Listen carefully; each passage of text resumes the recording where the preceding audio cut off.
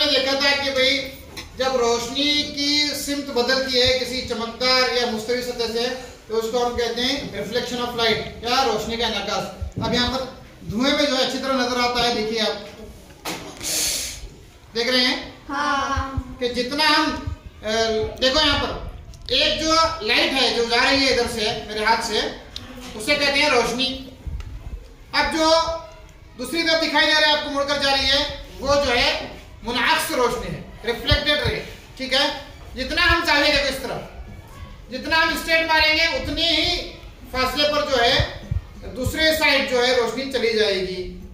यानी जितना angle of light होती है उतना ही एंगल ऑफ रिफ्लेक्शन होता है। देखो यहाँ पर जितना स्ट्रेट मारेंगे उतना स्ट्रेट आएगी, जितना उसे जाविये को बढ़ाते जाएंगे उतना उधर का रिफ्लेक्टेड रे का जाविया भी बढ़ता चला जाएगा।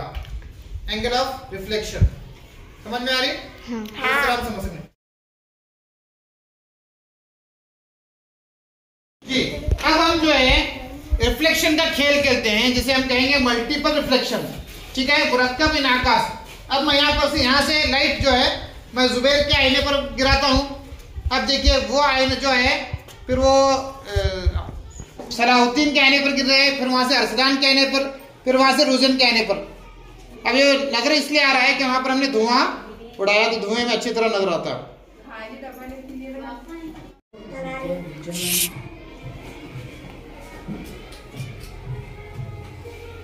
नजर आ रहे हैं?